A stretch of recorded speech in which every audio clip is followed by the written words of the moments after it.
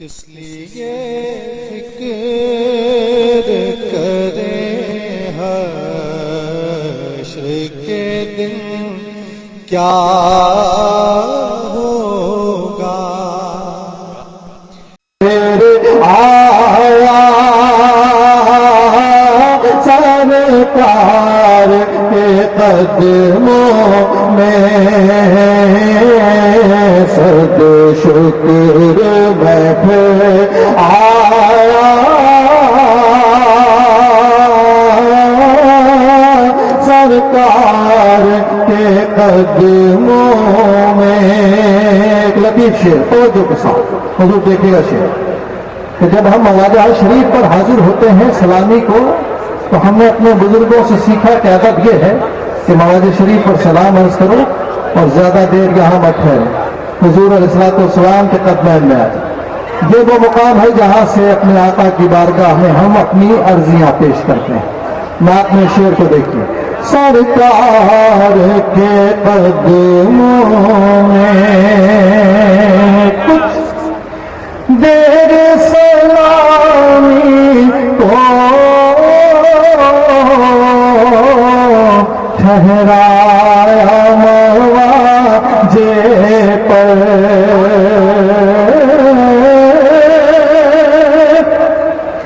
کچھ دیر سلامی کو ٹھہرایا مواضع پر، پھر مجھ کو ادب لایا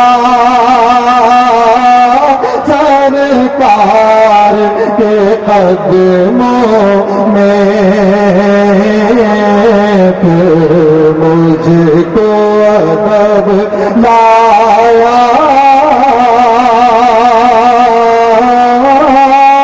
سرکار کے قدموں میں۔ ظاہر کا یقین دیکھیے کہ وہ جب اپنے آقا و مولا کی بارگاہ میں عرض کرے گا تو یقیناً پائے گا۔ اللہ اکبر۔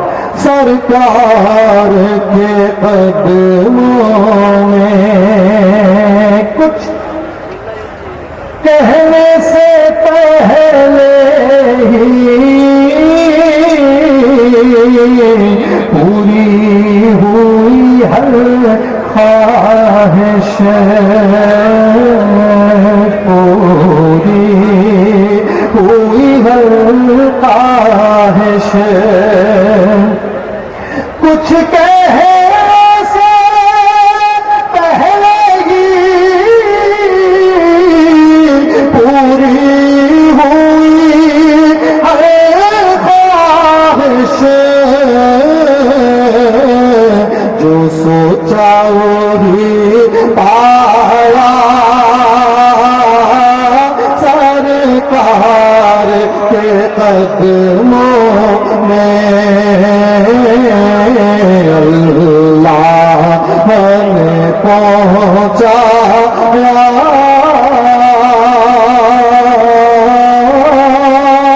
سرکار کے قدموں میں۔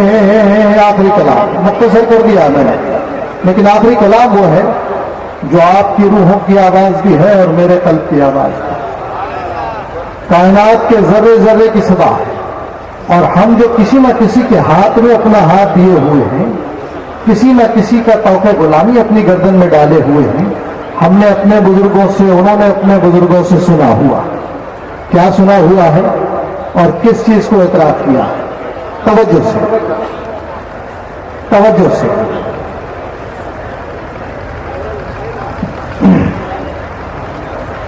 تشریف رکھیں اور مل کر لب پر نعت پاک کا نغمہ، وہ شاہ کے دل کی آواز ہے نا، تو جس کے صدقے آوازیں ملی ہیں ذرا آواز ملا کر کہو۔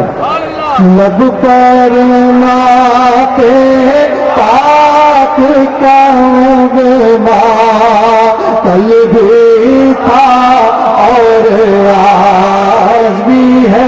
آواز نہیں آ رہی ہے، آپ کے دل کی آواز ہے، ہاتھوں کو بلند کر کے بتاؤ پتا چلے مل کر لب پر ناپے پاک کا نغمہ کل بھی تھا اور آج بھی ہے لب پر ناپے پاک کا نغمہ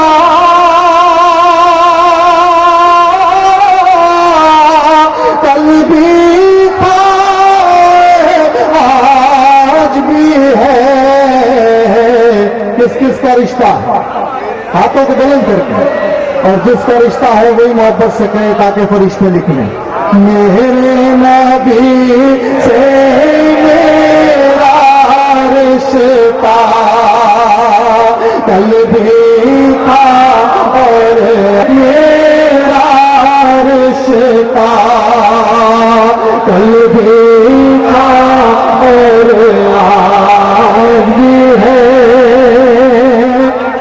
پاس وہ کیسے ہو سکتا ہے جس کو حق نے بلند کیا دونوں جہاں میں ان کا چرچا ہے نا مل کر دونوں جہاں کا اور دونوں جہاں میں ان کا چرچا کل بھی تھا اور آج بھی ہے دونوں جہاں میں ان کا چرچا کل بھی تھا اور آج بھی ہے محبت کے کانوں سے سنو کیوں جائے اور کسی کو کیوں دیکھے اپنا سب کچھ گنبد حضرا کس کس کا ہے محبت سے اپنا سب کچھ گنبد حضرا کل بھی تھا اور آج بھی ہے آخری شعر وقت کی کمی کے پیش نظر لیکن وہ شعر جو ایمان کی حرارت کو سامنے لائے حضور علیہ الصلوۃ والسلام کی محبت نسبت ان کی غلامی ان پر مرنے کا اعلان ہے تحفظ ناموس رسالت صلی اللہ علیہ وسلم کی قسم سب کو پورے ایمانی جوش کے ساتھ میرے نبی سے میرا رشتہ کل بھی تھا اور ہندوستان والوں شعر پیش کر رہا ہوں حضور کی غلامی میں کٹ مرنے کے لیے خلیل بھائی شعر دیکھیں میرے نبی سے میرا رشتہ کل بھی تھا بتلا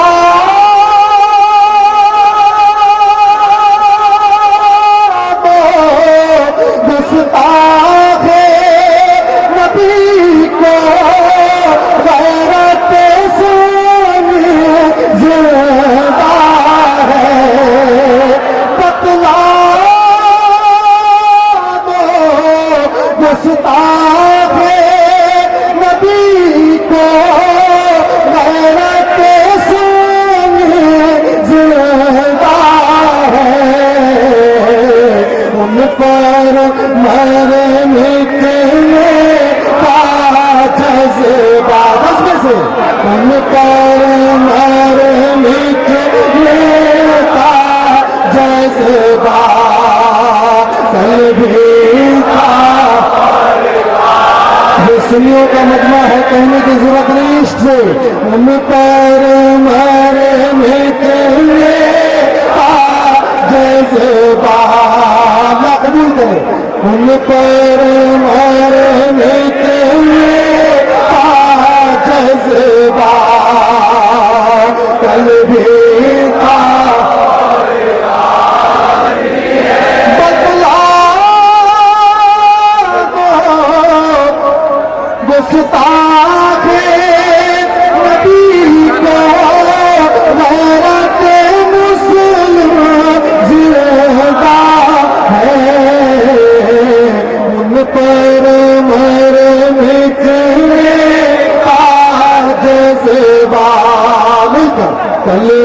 تھا اور سبحان اللہ سبحان اللہ. حضرات دیکھو ابھی ہمارے آج کے اس تاریخی اجلاس کے ایک عظیم ماتحا اسٹار قاری جناب سمیع رحمانی صاحب، اور آپ کو یہ بات سن کر خوشی ہوگی ابھی اور آپ اور تڑپ جائیں گے کیونکہ وقت بہت کم ہے، اور آپ کی آج کی اس تاریخی کانفرنس میں آپ کے روبرو ہونے والے خطبہ اور شعراء بے شمار صاحب سجادہ. نعرہ تکبیر، نعرہ رسالت، نعرہ تکبیر، نعرہ رسالت، نعرہ رسالت. شہزادہ حضور شیخ الاسلام، شہزادہ حضور شیخ الاسلام، حاضر بغداد، حاضر بغداد، جانشین حضور محدث ادبی، نعرہ تکبیر، نعرہ رسالت. حضرات آپ جانتے ہیں، آپ حضرات کو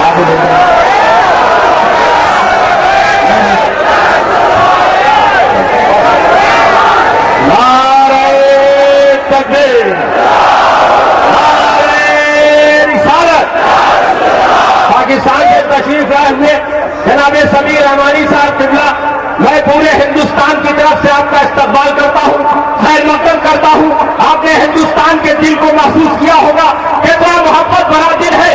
میں پورے ہندوستان کی طرف سے صرف 4 مصرع آپ کی خدمت میں پیش کر رہا ہوں کہ بڑے ارمانوں سے یہ شاعر ذیشان آئے ہیں، بڑے ارمانوں سے یہ شاعر ذیشان آئے ہیں، غلامان حضرت حسان آئے ہیں. اور ستاروں راگنی کرو، ہنسی پھولو قدم چومو، بہاروں پھول برساؤ، میرے مہمان آئے ہیں.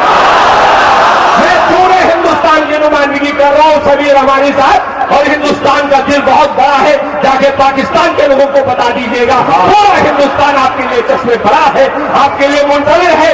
اور یعنی مصرع متین فیضانی کا نوٹ کر لیجیے کہ کسی کی بس میں جانا نبی نبی کہنا، کسی کی بس میں جانا نبی نبی کہنا، وجود اپنا بتانا نبی نبی کہنا، اور فرشتے لہج میں تم سے سوال جب پوچھے کوئی جواب نہ دینا نبی نبی کہنا.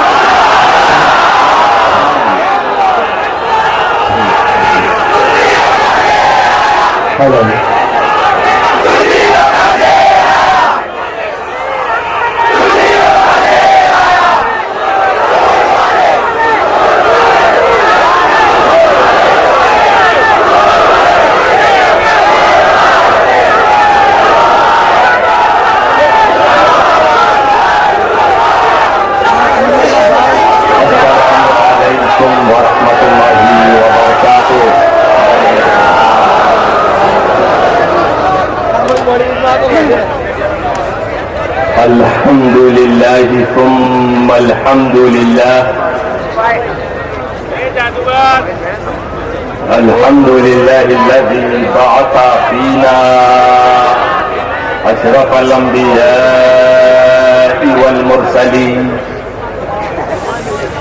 ونشكره سبحانه على ما جعلنا من المسلمين،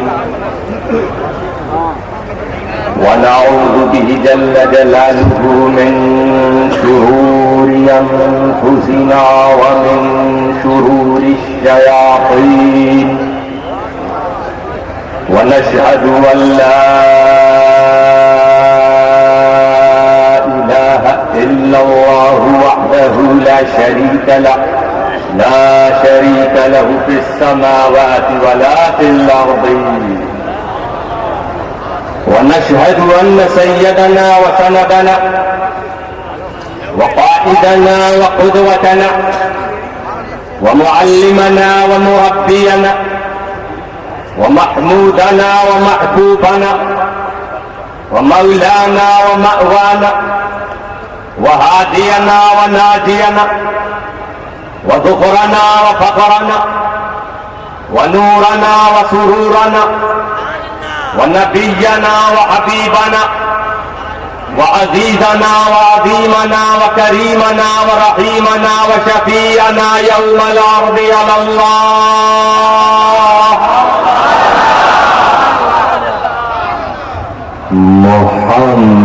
محمدا عبده ورسوله صلى الله عليك يا رسول الله الغفار وعلى آلك الأطهار وصحبك الأبرار وعلى جميع أولياء الله الأخيار وبعد فأعوذ بالله من الشيطان الرجيم بسم الله الرحمن الرحيم فاذكروني أذكركم واشكروا لي ولا تكفرون صدق الله العلي العظيم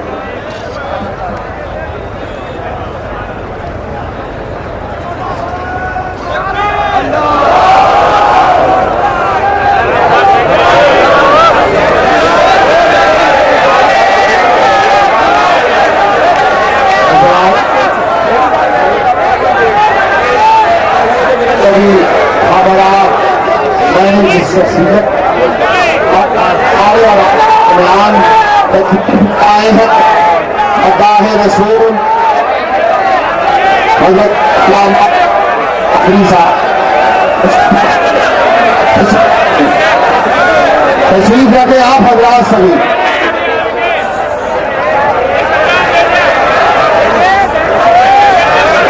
ان اللہ وملائکتہ یصلون علی النبی یا ایھا الذین آمنوا صلوا علیہ وسلموا تسلیما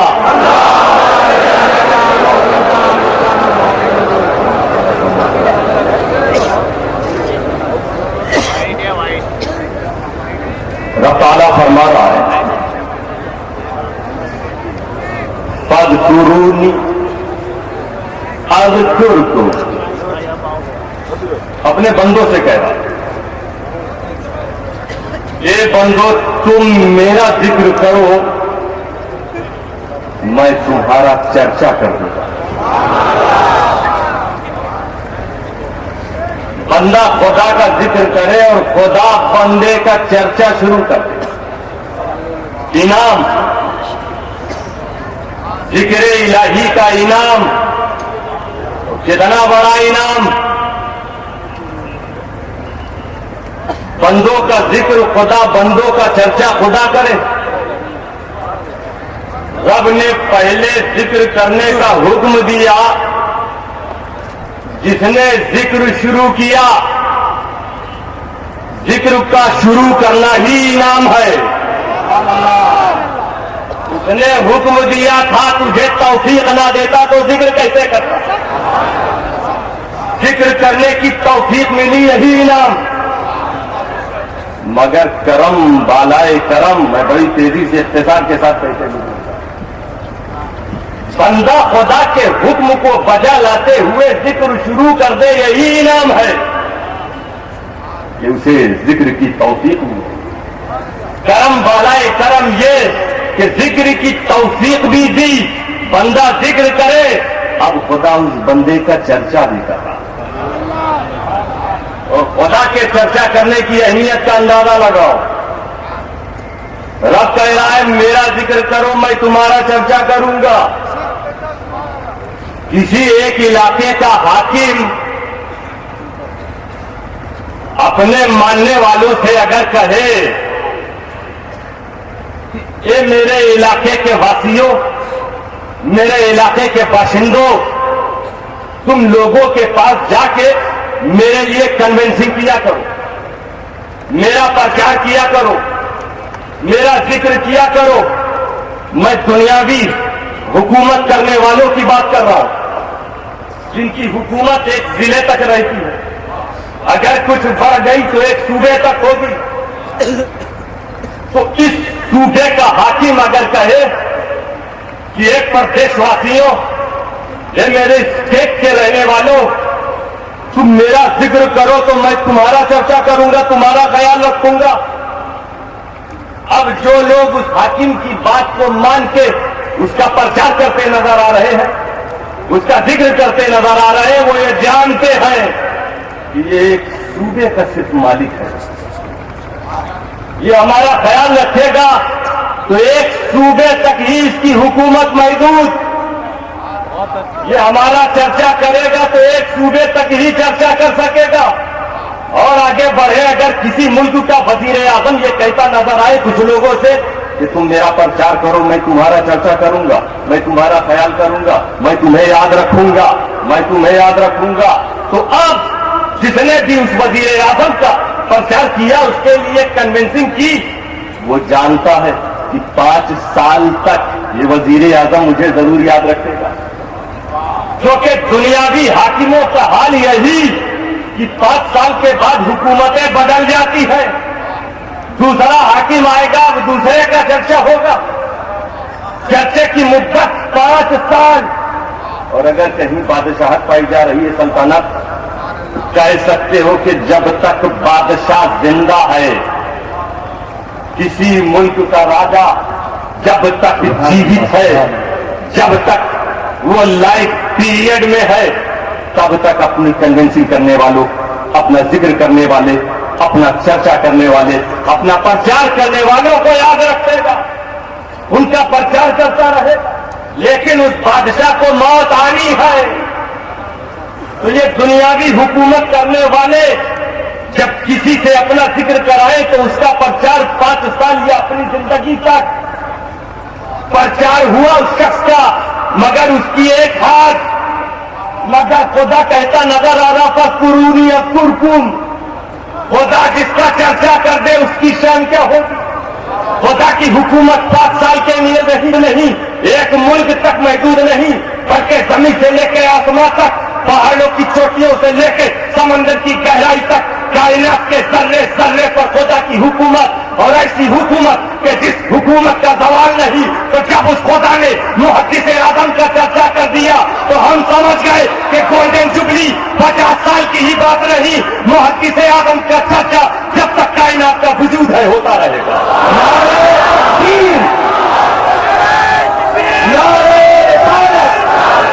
حضور محدث اعظم ہند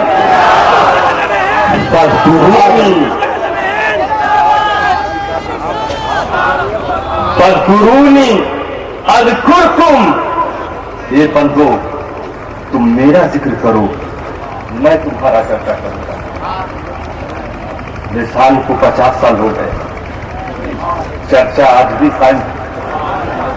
رب تعالیٰ جس کا چرچا کر دے اس کے چرچے کو کوئی مٹا نہیں. جو کیا رب نے محدث اعظم کا چرچا، جو جشن منایا جا رہا ہے محدث اعظم کا، کیونکہ رب نے فرمایا تھا بندے میرا ذکر کر، میں تیرا چرچا کروں. شب و روز محدث اعظم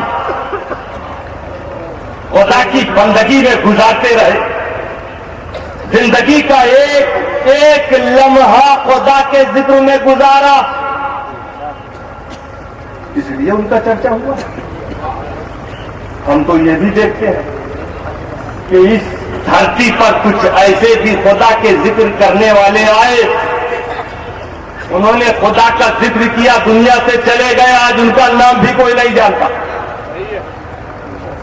ایسے بھی ذاکرین ہیں جنہوں نے سینکڑوں برس خدا کی بندگی کی، خدا کا ذکر کیا، مگر آج ان کا کوئی نام لیوا نہیں.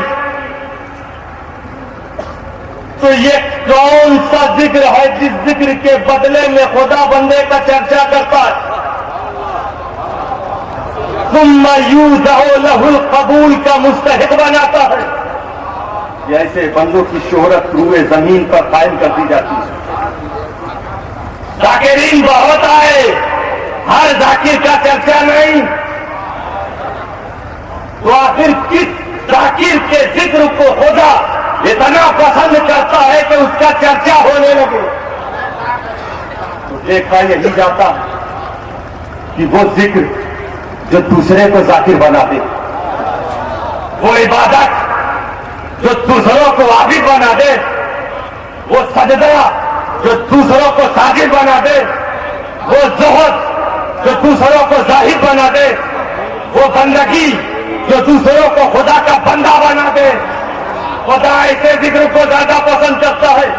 اسی لیے اس دھرتی پر ایسے لوگ آئے، گوشہ نشینی انہوں نے اختیار کی، جنگل کی راہ اختیار کر لی، خدا کا ذکر پوری زندگی کرتے رہے، خدا ان سے راضی بھی ہو گیا. لیکن موت کے بعد دنیا والے اسے بھول گئے. دنیا میں اس کا چرچا نہیں ہوتا، دنیا میں اس کا جشن نہیں منایا جاتا، دنیا میں اس کا ذکر نہیں کیا جاتا. اس کے ذکر سے اس کو فائدہ تو پہنچا، رب راضی ہو گیا. اب مرنے کے بعد اللہ اسے جزا دے گا، اللہ اسے انعام دے گا، اللہ ذکر کا بدلہ دے گا. مگر دنیا والے بھول گئے، کیونکہ دنیا والے اسی ذاکر کو پسند کرتے ہیں جس کا ذکر دوسرے کو ذاکر بنا دے. تو اتہاس گواہ ہے، تاریخ شاہد ہے کہ اس دھرتی پر 5000 سے زیادہ ایسے لوگ تھے جو محدث اعظم کی بارگاہ میں جب آئے تھے تو کافر بن کے آئے تھے، واپس جا رہے تھے تو خدا کا ذاکر بن کے جا رہے تھے.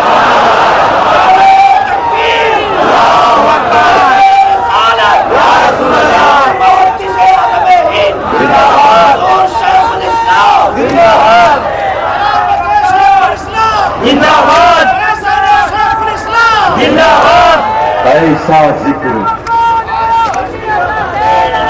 ایسی بندگی کی محبت سے آتے ہیں. آج یہ چھاتے مارتا ہوا کس کے لیے جمع؟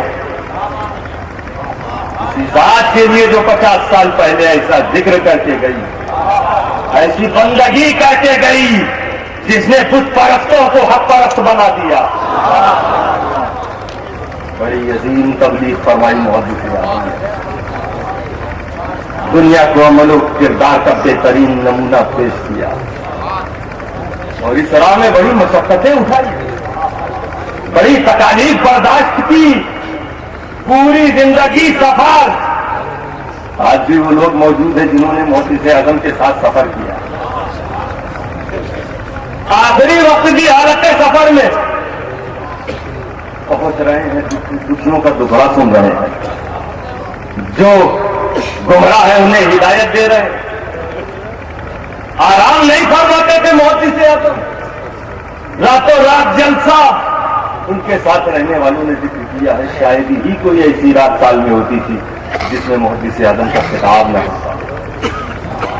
شاید ہی ایسا کوئی دن ہوتا تھا جب محدث ٹکڑوں کو سنتے نظر نہ آ رہے. بہت مشقت، پوری زندگی دوسروں کے لیے. خود فرما بھی گئے کہ دن کو ہوشیار رہو، رات کو بیدار رہو. دن کو ہوشیار رہو، رات کو بیدار رہو. چین کی نیند کہاں ملتی ہے تربت کے سوا. محدث اعظم فرمایا، انہوں نے عمل بھی کیا. فرماتے ہیں چین کی نیند کہاں ملتی ہے تربت کے سوا. لیکن اس عاشق مصطفیٰ کو دیکھو، یہ تربت والی چین کی نیند چاہتا تو ہے مگر مدینے کی گلی میں. محدث اعظم یہ چاہتے ہیں میرا دم ٹوٹے تو مدینہ منورہ میں. اسی لیے فرما گئے موت آئی تو در پاک نبی پہ سید. موت آئے تو در پاک نبی پہ سید. آرزو تھی محدث اعظم. محدث اعظم چاہتے تھے کہ انہیں بھی مصطفیٰ کا بیان ملے. یہی آرزو لے کر مدینہ منورہ پہنچے. دنیا والے دیکھ رہے ہیں کہ یہاں ہندوستان میں کہہ کے گئے تھے کہ موت آئے تو در پاک نبی پہ سید. جب یہ بات ہے تو واپس کیوں آئے؟ آرزو لے کر گئے. ہم مصطفیٰ کے سامنے کھڑے ہو کے یہ دعا کی ہوگی، یہ عرض کیا ہوگا کہ اے نبی اپنے دیار میں جگہ دے دی. نبی نے بھی فرمایا ہوگا کہ شہزادے ابھی تمہیں میرا کام کرنا ہے. جواب مل گیا. جو مدینے میں دفن ہونے کی آرزو رکھتے تھے وہ مدینے سے اس لیے واپس آئے کہ فرما رہے مدینے کا کچھ کام کرنا ہے سید. مدینے سے بس اس لیے جا رہا ہوں.